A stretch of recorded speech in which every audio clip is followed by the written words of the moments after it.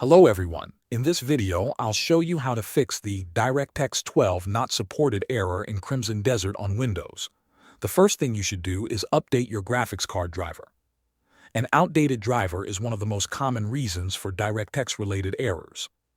If you have an NVIDIA graphics card, visit the official NVIDIA website and download the latest driver for your model.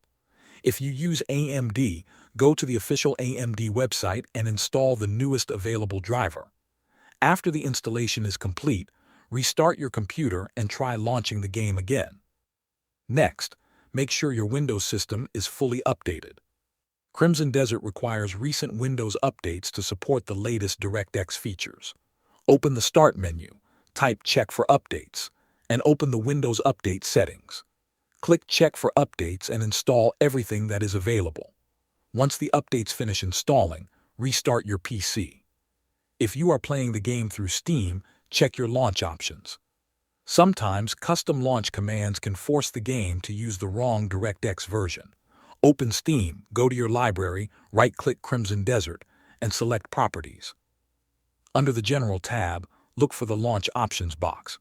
If you see commands such as DX12, D3D12, or DX11, remove them completely and close the window.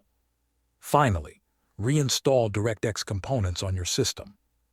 Download and run the Microsoft DirectX End-User Runtime Web Installer. This tool refreshes missing or corrupted DirectX files that may be preventing the game from launching correctly. Thanks for watching.